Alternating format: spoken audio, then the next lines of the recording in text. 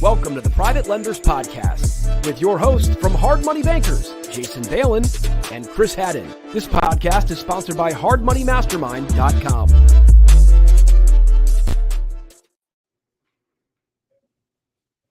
Oh, we do appreciate it. We have a special guest today. We have David Little from Crown Capital Resources, private lender and member of the Inner Circle.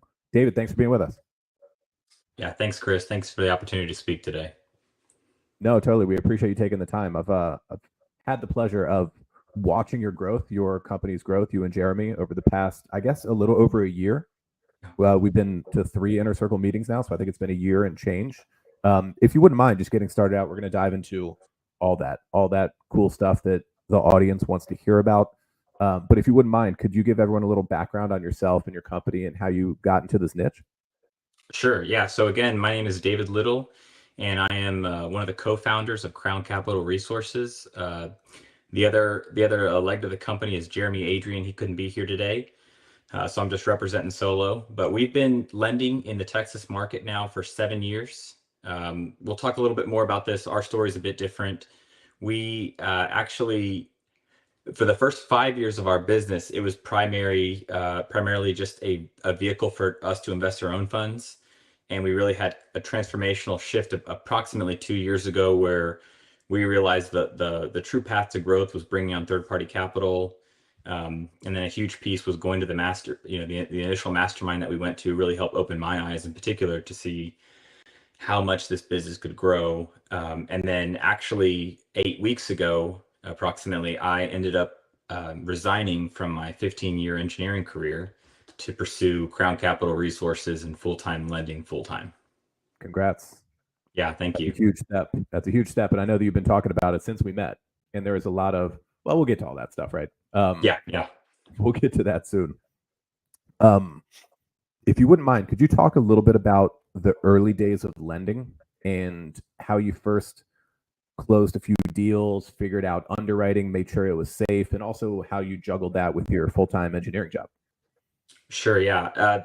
The background for us was that Jeremy and myself were, like was mentioned, full-time petroleum engineers, and both of us had dabbled into different aspects of real estate investing, just mostly out of interest, really. So we both individually owned rental portfolios. We had worked into owning some Airbnbs as well, done some raw land development, and we got together in late 2016 and got it in our heads that we wanted to flip a property. Neither of us had ever flipped one personally, so we pulled our money together and went through all the process to try to actually acquire a property. And several months into failed attempts, one of our friends reached out to us and said, "Hey, I've actually got a property that I've acquired. I just don't have any funds. Would you guys lend to us?"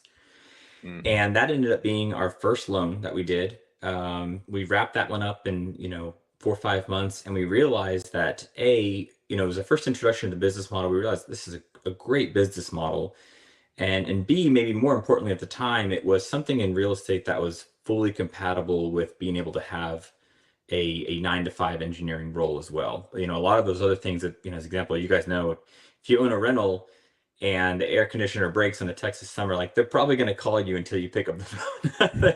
They don't care if you've got a job, like, it's getting fixed. So for us, it was just something that was sustainable to have with our jobs. But over time, we ended up moving out of every other venture that we had in real estate and exclusively focusing on private lending, albeit, like I mentioned, for the first several years of the company, it was just our own funds. And so there wasn't third-party capital, it wasn't friends and family bringing them into the fold. That happened much later. Yeah, sure. So you sold the rentals since then? Yes, we eventually sold out basically every other real estate asset that we had and just focused on private lending. Yeah, we have two for the stuff we managed anyway. Our single-family rental portfolio we sold off from like maybe 19 to 21 around that time frame, and we were buying in 13 and 14, so the numbers were pretty good. But yeah, we currently only own real estate that we don't operate ourselves because we run this lending company full time, right? Yeah. And that's what we're good at, where we focus. So I agree with you. Like, if you're not all in on being an owner operator of investment real estate, it's really hard to do it on the side at any kind of scale. Yeah. Right. Um, okay, let's talk a little more about the early days. Do you remember how you got that first deal done? So you did a loan for a friend who was doing a flip. Do you remember how you underwrote it, papered it, what the pricing was like, anything like that? Um, yeah, uh, in retrospect, we kind of did everything wrong. We found our legal documents online and kind of doctored them up. We were doing paper checks from him. It was a very much a trust transaction. We knew this individual personally as a friend. How we initially underwrite it, we probably just pulled it up on Zillow and looked at the Z estimate. It wouldn't surprise me. I can't remember particularly, but it's one of those things where you look back years later and you realize, man, I was literally doing everything wrong. But for us, importantly, it was a successful transaction that went through. He is actually even today our longest. It's been a great relationship, and I think getting that first one under our belt was really helpful. The part of the problem that we ran into, and I think potentially a lot of hard money lenders early on can run into, is that it's such a niche industry that it's really hard to find mentorship. Mm-hmm. And so we didn't have a mentor for years and years, really, until we moved into the mastermind group.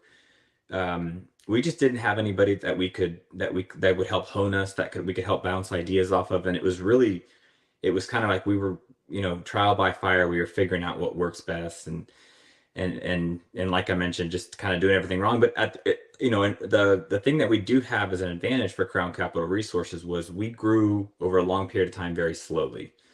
So we didn't grow rapidly. It was our own capital for a long period of time, and so we were able to kind of learn from those experiences. And it really wasn't until we were surrounded by 25 other hard money lenders in a room um, there in Baltimore, where we realized there is a ton of optimization that we need to employ in our business.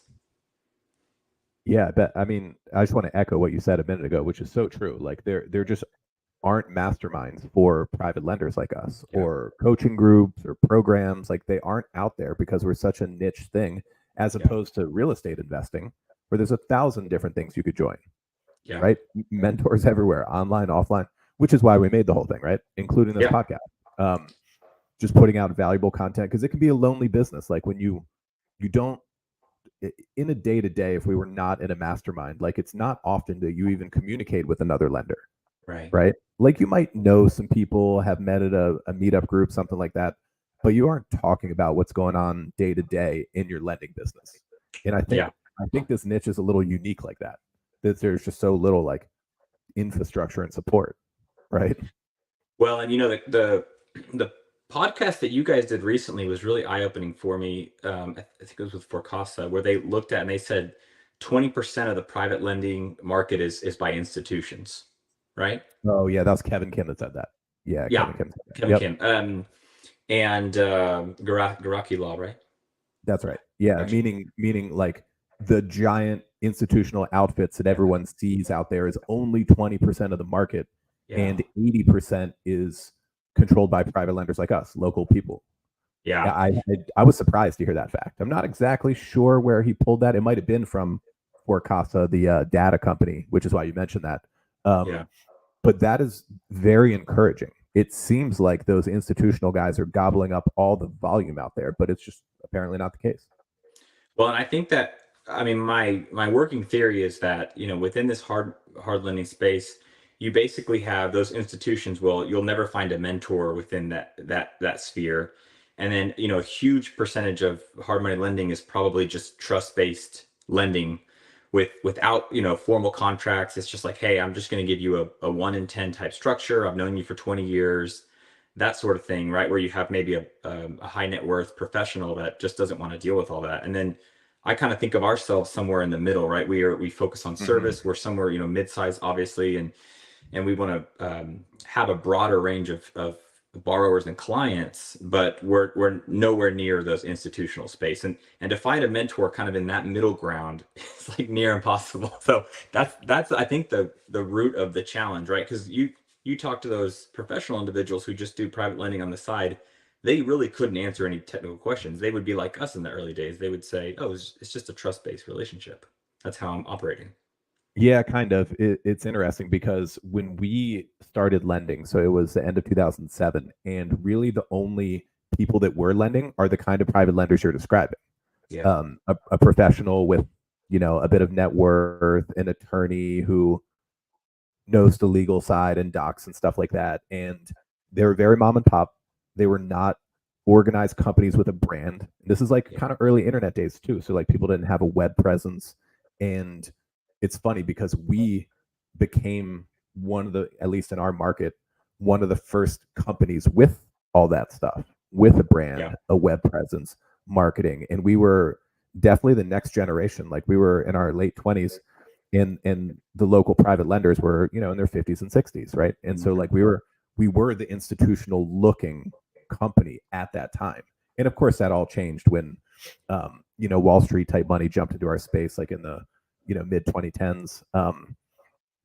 But yeah, I mean, you're right, is that it's just a very fragmented kind of industry. And you know when you see the marketing and stuff going around about these institutional lenders and the amount of volume they put out, and that's all they talk about, right? Volume and units. They don't talk Yeah. about revenue. They don't talk about bottom line profit. Yeah. But like those numbers are a little, they're appealing, they're intimidating. There are a lot of stuff, right? Because you didn't know that existed in our space. However, I mean, a lot of these companies are venture backed. They're in it for a growth play. They might sell in the future. Right. So it's just a very different approach to private real estate lending. Whereas like guys like us, like this is a bottom line type business. It should be, in our opinion. Like you have some money, you raise some money, you run a tight team, relatively low overhead, you do smart deals in areas that and you have a very healthy bottom line profit and a nice life. Yeah. That's kind of been what this model is for.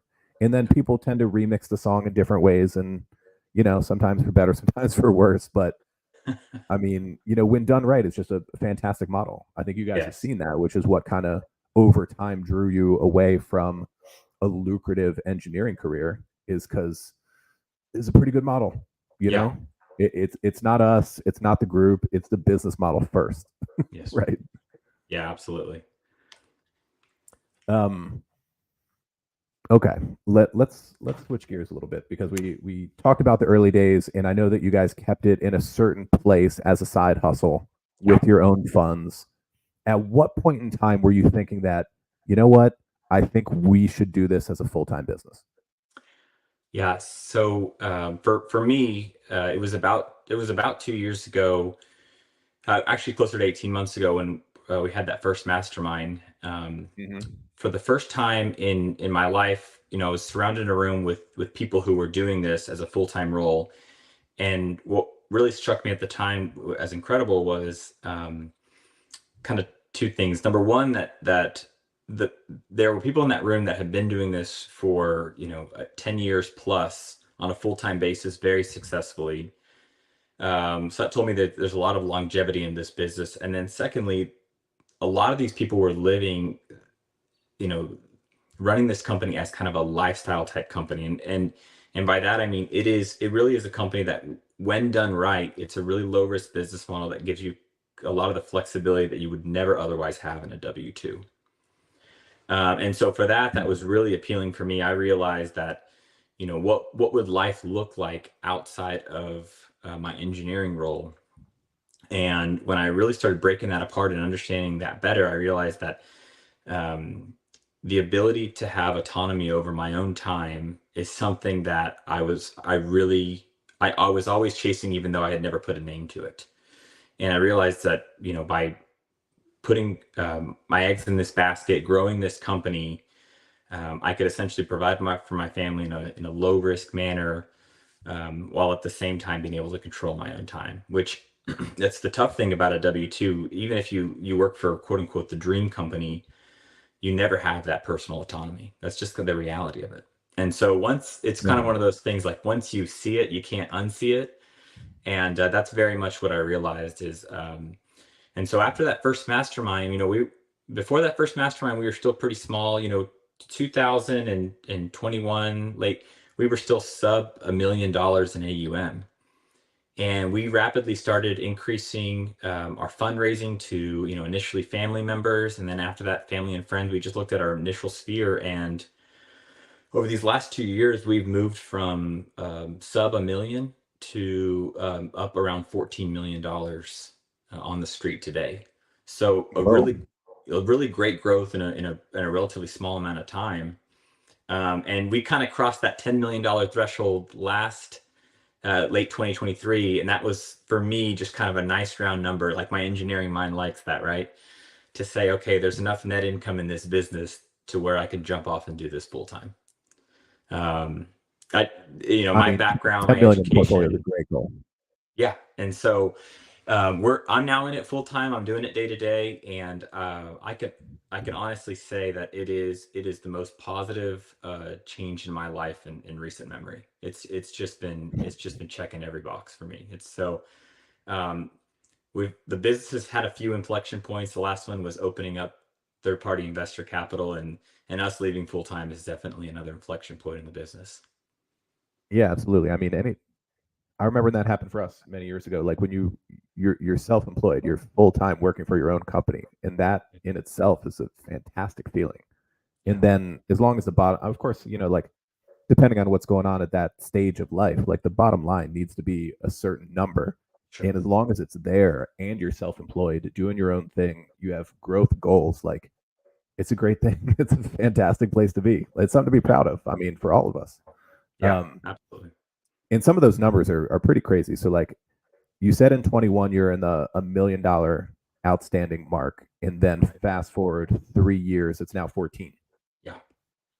Yeah, that's a lot. And Yeah. and since we've been working together the past couple of years, I've paid attention to the growth goals that you guys have put out there, and I know that you have some stuff that you're working on now, related to raising capital, a fund, more hiring.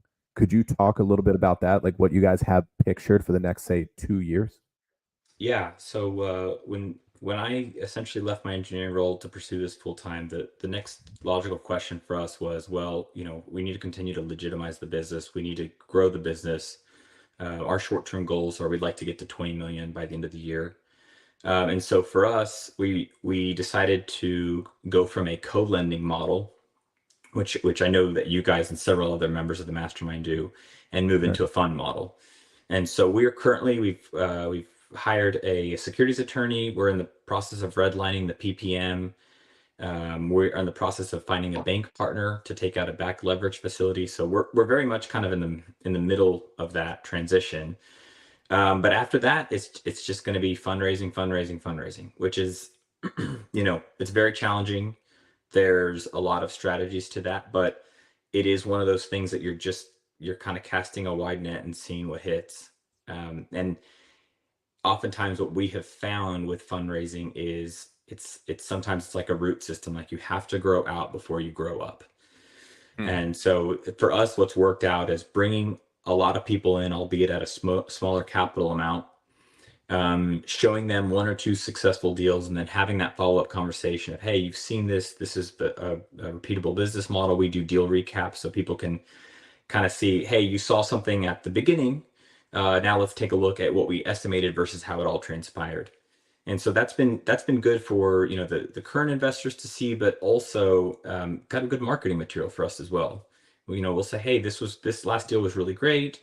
Here's the deal recap. Feel free to forward it on to any friends, and we'd love to jump on any calls that I have. So it's been a slow, steady grind, as fundraising always is. And so we don't know how we're going to get from 14 to 20 million, but I'm pretty confident we'll get there. We've got a few irons in the fire that if one of them really does take off, then I think we're going to be in great shape.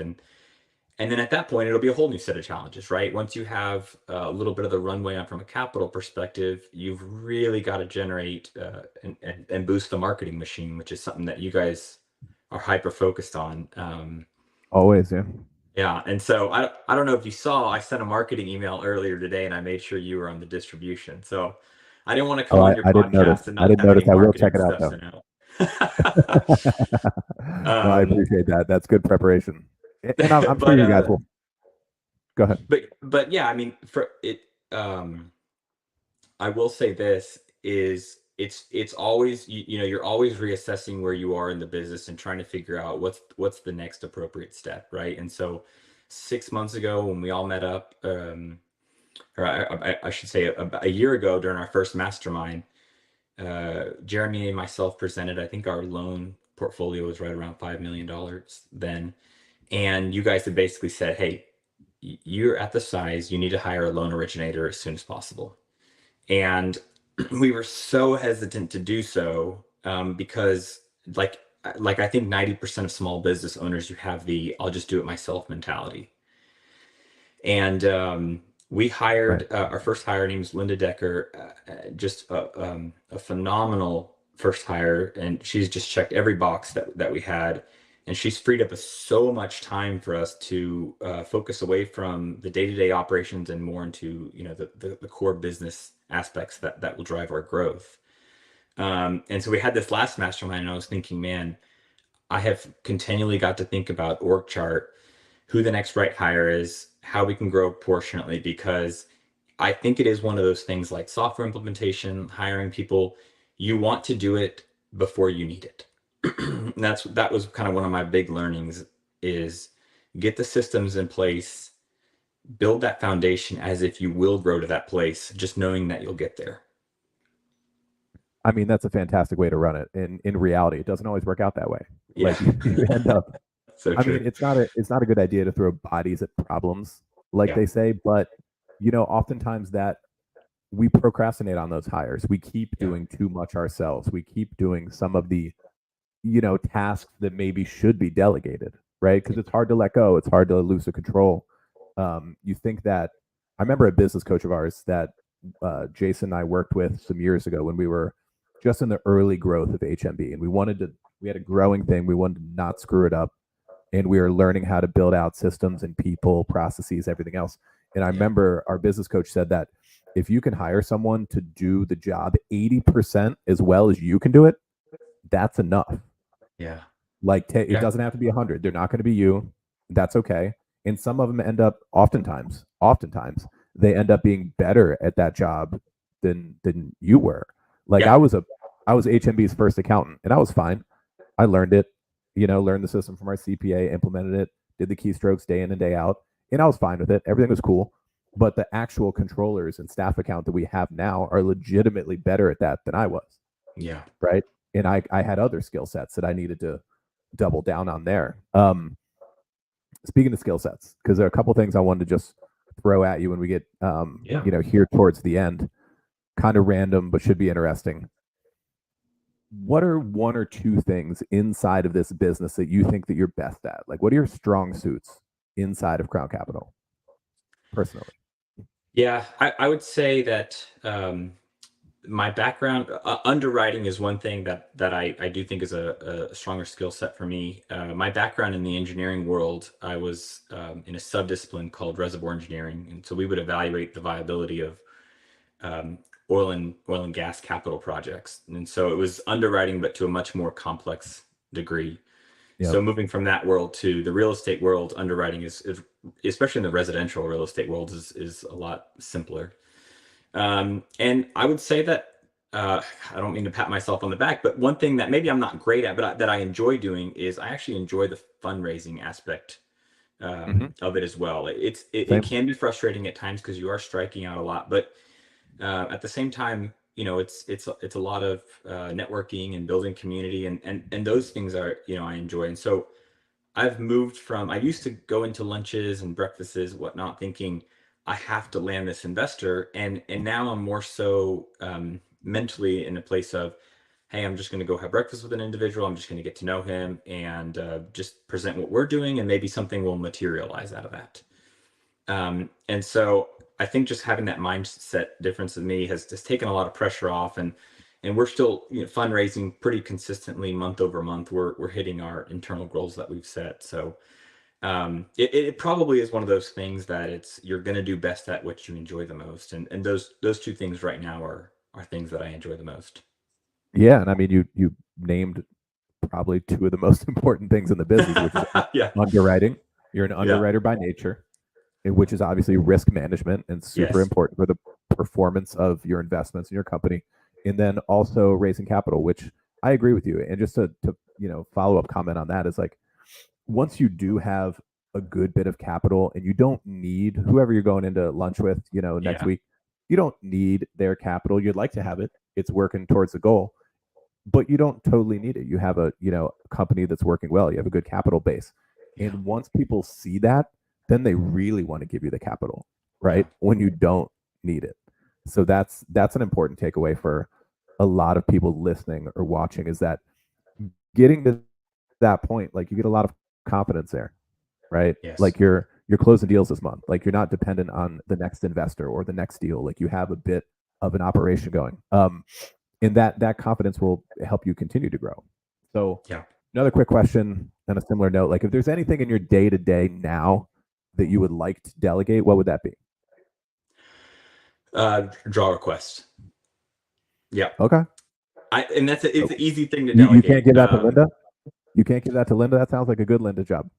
You know what? When I went full time, I actually asked her, I said, hey, what's the one thing that you don't love doing that, and she said draw request. So I thought, you know what, I'm taking on this full time. I'll take that on. And, I think eventually the next person that we hire will do that as well. Okay. And really, Linda's so good at the loan process, and she's just awesome to have around. I want her working for us as long as she wants to work. So I really want to, put things in front of her that she wants to do, because, speaking of what you said earlier, where you said, well, if you hire somebody that they're 80% is good.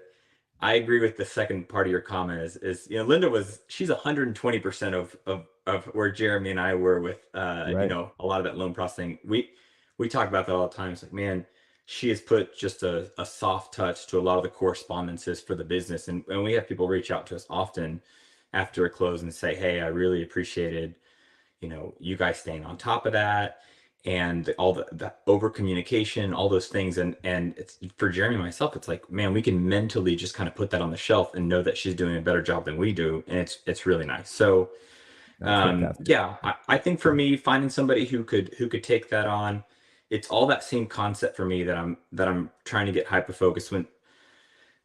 Well, I'll backtrack a second. When you go to a job full time, what you really get inundated with is all the day-to-day operations, right? What's kind of known as the whirlwind. And there's so much stuff that you can spend 80-90% of your time on. Like, I got to get health insurance, I got to get payroll set up, and then you really kind of go back on a weekly basis and do time audits, and you realize, like, man, 90% of my time this week was spent just kind of on operational items, not on growing the actual business. So I think that's going to be a real big theme for me in the later half of this year. I said, I want to give myself grace. I've given myself a few months to take on this transition, but second half of the year, I got to focus on things that are growing the business. I got to focus on items that, if I do these, these leading indicators, these leading items, we will have the success and we will hit the goals that we're trying to hit. So I'm trying to stay hyper focused on that. And so, that's thinking through right now who that next hire is, what we want to have, them to do on a daily basis, because, it's like I said earlier, we don't need that person right now, but better to hire them. If we know we're going to get to 20 million, and then 20 million by the end of the year, 30 million plus by the end of the next year, we need to start thinking about what that framework looks like. Yeah. I mean, you've been good at getting out ahead of it so far. Might as well keep that trend going. And I agree with you. It's always a challenge, really, for any small business owner to balance that transactional work with the growth work. Yeah. And that's something that we all, struggle with daily, because it's easy to get sucked into, the deals you have closing, the transactional things around that, managing a default here and there. Like, it's normal to get caught up in that a little bit, but having the discipline and even besides the discipline, just more like building it into your calendar to spend time on the growth work, on the marketing stuff and biz dev and raising capital, improving the systems. I don't even like the term discipline when it comes to that, because I think that's making it too hard. I think that's making it too hard to accomplish. I think it's more a system and a calendar and a routine of having that built in, right? Like, for example, in a given week, like, I know, we're going to be doing content related to podcasts and email broadcasts and other social media type stuff. I could be better at old school proactive sales stuff, especially working with brokers and generating commercial deals and stuff like that too. A little bit on the capital side. I mean, we've been capital, we've had what we need, but at the same time, if we wanted to tack on another 10 mil, I'd have to bring on some more money, frankly, right? So it's definitely a balance of all of that. So big goal question. What do you think Crown Capital is going to look like, and what do you want it to look like 10 years down the road, 2034? Yeah. I mean, I hope to get there in 5 years. So I'll and then from then on, more of a continuum. So I do view Crown Capital Resources as a lifestyle company. And what I mean by that is, my original goal when jumping off was, like I mentioned, I want autonomy over my own time. And I want to prioritize the things that I really want to do during the day, which is, helping to grow the business, but also being more involved with my family, things like that.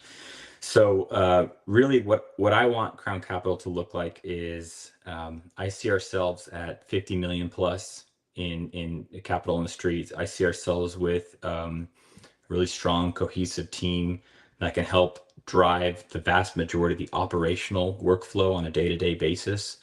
Mm-hmm. And then what I would hope is that Jeremy and I move into less of an operations role and then more into a strategic role, where we can focus on the needle movers in the business and see what that looks like.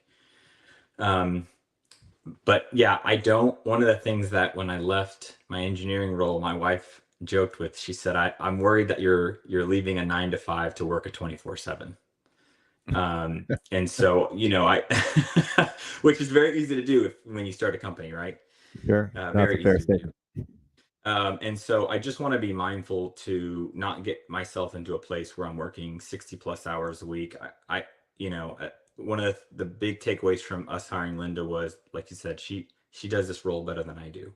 So there's a lot of wisdom in letting go of certain aspects of the job, and I just need to continue working towards that, because my natural inclination is just to do it myself, right? It's the engineer in me, it's the business owner in me. That is my default. So learning how to essentially move out of those roles more and more and more, I think, is the vision that I have for it.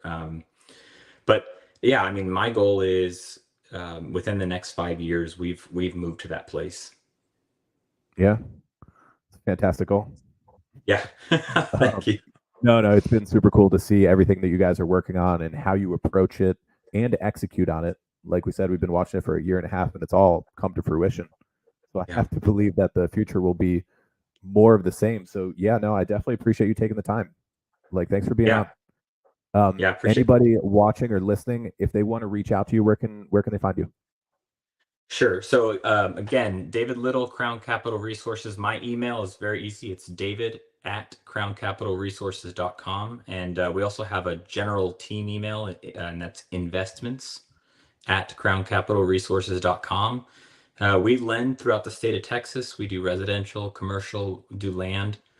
We're still small enough to anybody emailing us, picking up the phone is going to talk to one of the business owners.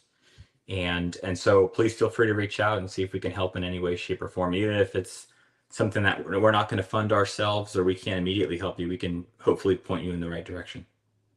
No, great stuff. We totally appreciate that. David Little, thank you for being on the pod. Chris, let me say one more thing. I just want to thank you and Jason, Hard Money Bankers, for being a pretty significant and integral step in us getting this business kicked off. It's been great being a part of the mastermind, and it's been great having you guys in our corner as well as we've grown. Awesome. No, we totally appreciate that. Yeah. All right, everyone. Thanks for checking out the show, and we will see you here next time on the Private Lenders Podcast. We hope you enjoyed this episode of the Private Lenders Podcast. Please note that the opinions stated by all the speakers on this show are only opinions and not intended for legal, financial, or accounting advice. Please make sure to always check with your own legal, accounting, and financial professionals. If you enjoyed this episode of the Private Lenders Podcast, we'd appreciate it if you would spread the word. Make sure to check out hardmoneymastermind.com, the #1 free community for new and experienced private and hard money lenders.